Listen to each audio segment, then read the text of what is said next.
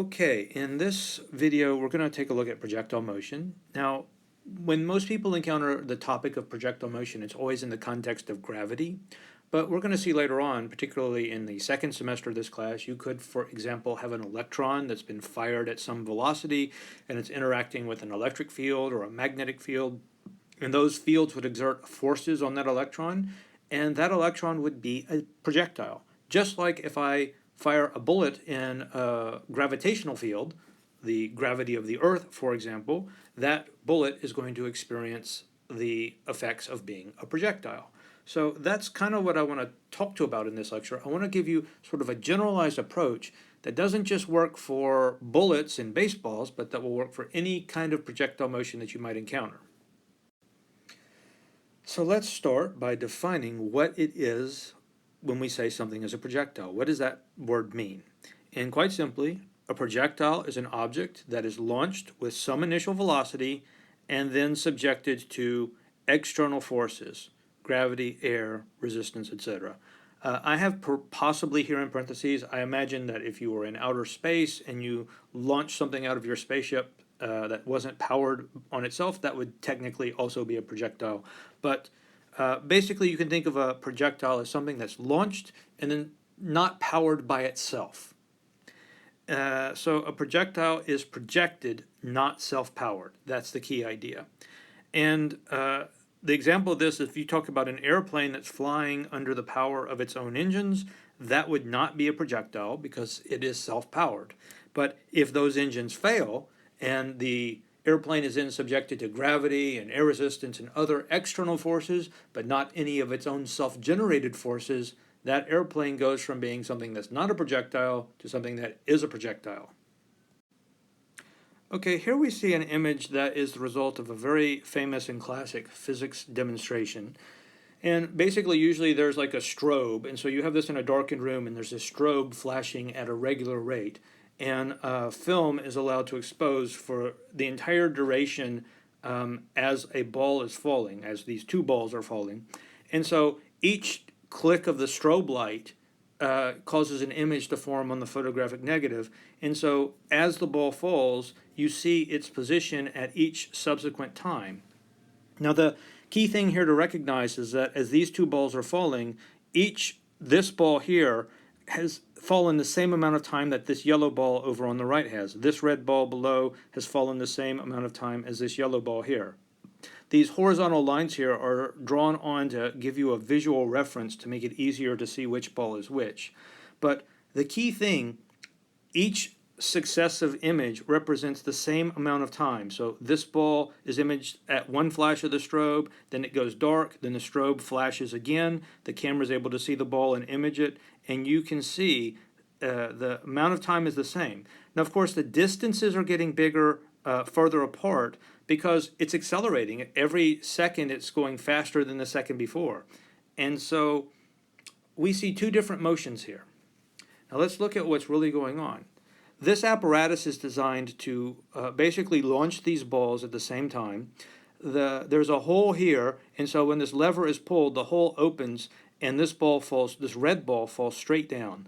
And when the lever is pulled, it kicks the yellow ball with a horizontal velocity, a velocity in the x direction. And I've drawn a little xy coordinate system here as a reference. So one ball falls straight down, the other ball it's going to the right as it's also falling straight down. And each tick of the clock, you can see that the ball falls the same distance.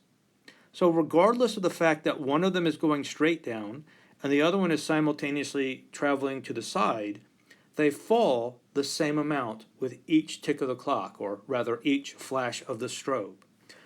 What that tells us is that the motion that's happening in the y direction is completely independent of the motion, the side-to-side motion that's happening in the x direction. And that gives us a key on how to analyze projectile motion. We can consider those two motions to be independent. We can analyze just the x part of the motion and just the y part of the motion and then put them back together. And how do we do that? We're going to take all the aspects of this motion and we're going to resolve all the vectors, the position, the velocity, the acceleration, all these vectors, we're going to resolve them into x and y components. And then we'll keep all the x parts together and all the y parts together. We'll solve problems treating these things as fundamentally separate.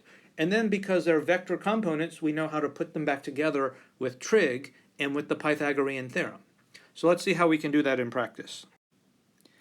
Now let's consider a case that is very common. When you have a projectile, it's not an electron subjected to a magnetic field, something I alluded to earlier. This is the simple case of a projectile subjected to gravity. And this is what most people, if you've had physics before and you say projectile, most people are going to think something that's subjected to gravity.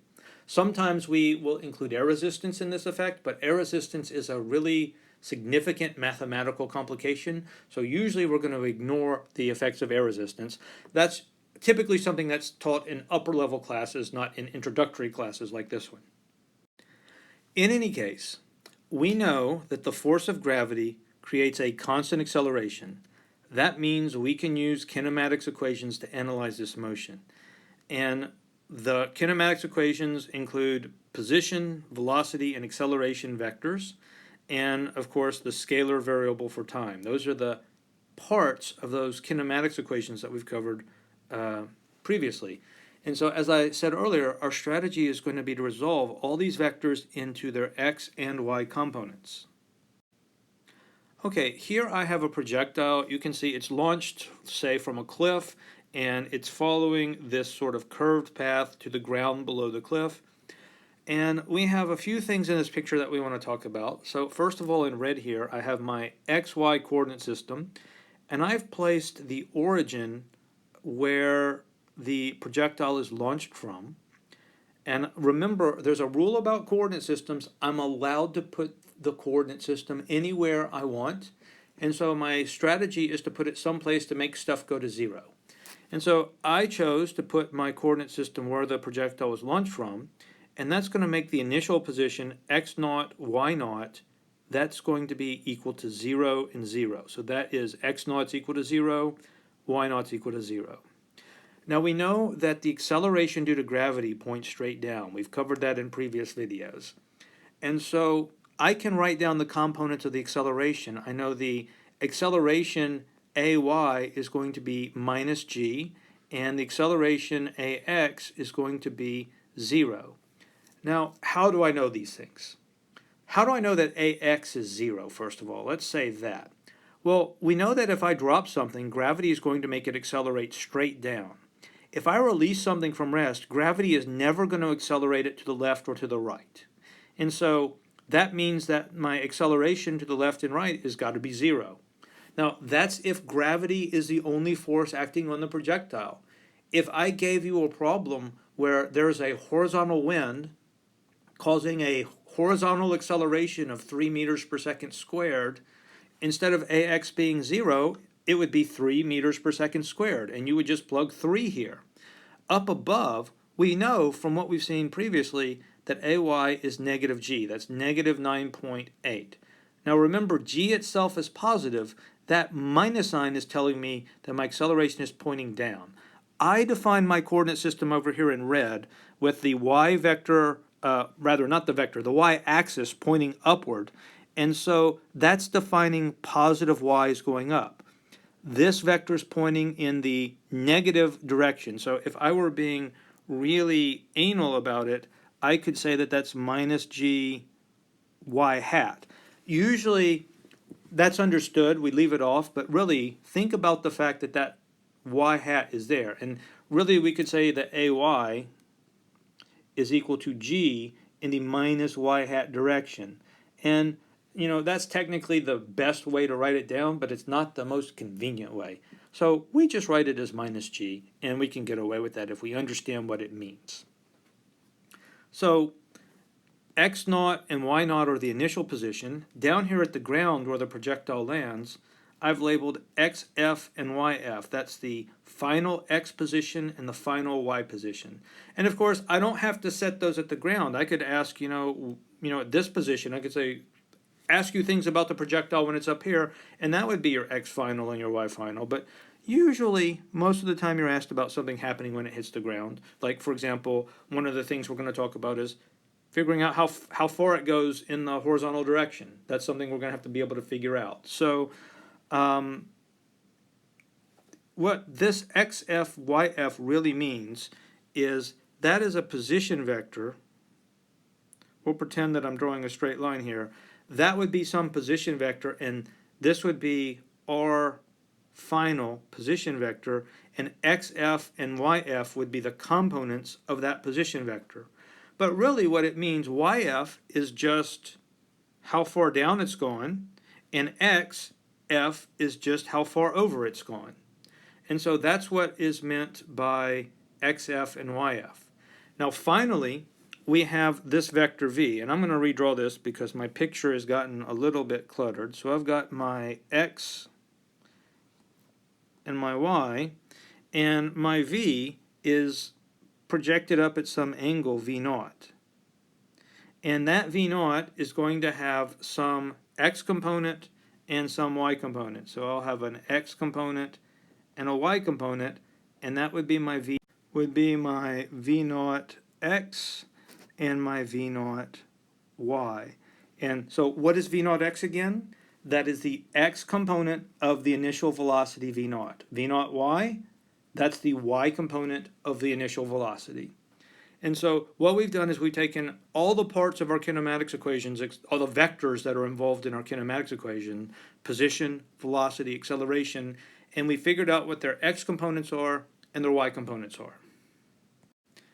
Now, the velocity can be a little bit tricky to deal with because there are several different angles that someone can shoot something at, and they each bring with them their own set of challenges. And so I want to look at some different cases of different ways that the initial velocity vector could be oriented.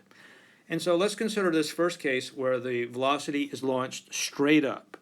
And so we have our velocity vector is parallel to the y-axis here. I've drawn my little coordinate system.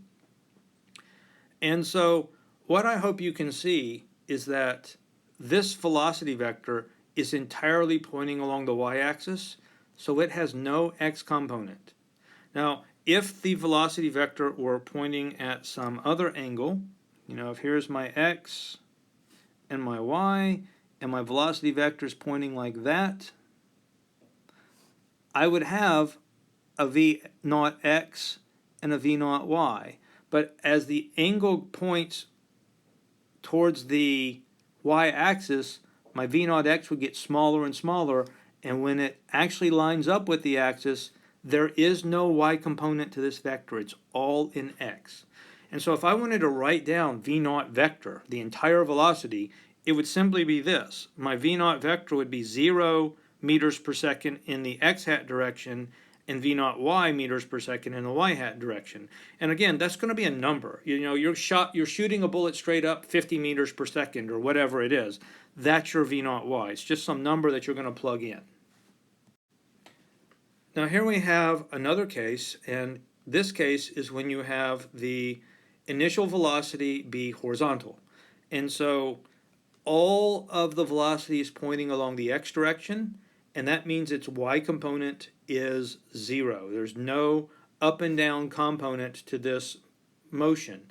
And so if I wanted to write down my velocity vector, it would be my initial velocity vector would be v naught x, and again, that's just going to be a number. Something is launched horizontally 20 meters per second, then your v naught x is going to be 20 meters per second.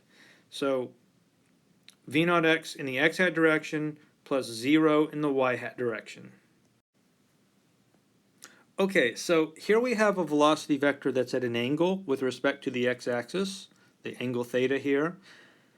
And so it's actually going to have both an x and a y component. And so we can write down our initial velocity vectors having some v naught x in the x hat direction plus some v naught y in the y hat direction. And again, what does v naught mean? Let's make sure we know what this means. V naught is the initial velocity. Something shot off a cliff at a 40-degree angle with 50 meters per second, that's the vector that is the initial velocity. That's that 50 meters per second at 40 degrees or whatever numbers I said. So this would be the x component of that initial velocity vector. This would be the y component. And how do we find the numbers? If you're given in a problem that the initial velocity is 50 meters per second at a 40-degree angle, how do you figure out what the components v0x and v0y are? Well, you use trig, because this is a right triangle. This is the opposite side, that's the adjacent side to the angle theta. So using your trig, you find out these guys, that v0x is v0 cosine of theta, v0y is v0 sine of theta.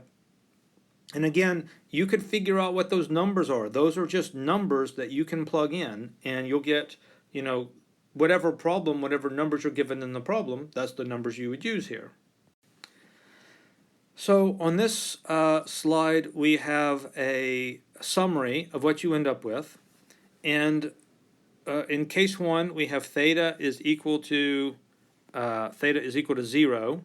And so v0x is going to be v0 times the cosine of 0, and that's v0.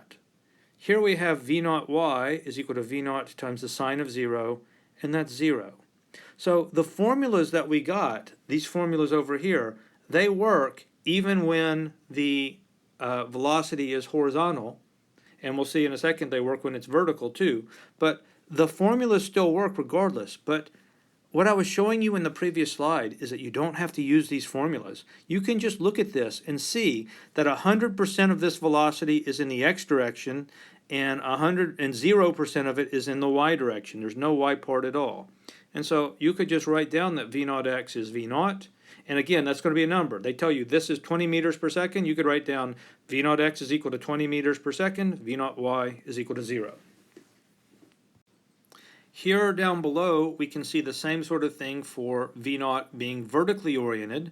That means it is launched at a 90-degree angle with respect to the x-axis.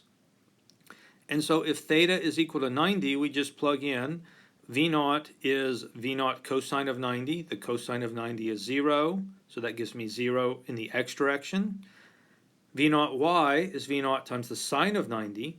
The sine of 90 is 1, so you're left with just v0, and that's in the y direction. So the formulas work, but if you just look at the picture, you can see 100% of the velocity is in the y direction. So v0y is v0, that's the velocity here. And none of the velocity is in the x direction, so the v0x is going to be 0. And of course, in a generalized case where you have some angle not 90 or 0, you just plug those angles into the sine and cosine, and you get your answer. Now the last case that we want to consider is when you have a downward angle. So, this could be a cliff here. So, I'm launching it from the edge of a cliff, but I'm launching it at a downward angle.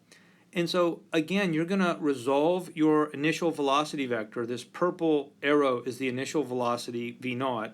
And we're going to resolve that into a v0x and a v0y. v0x, v0y.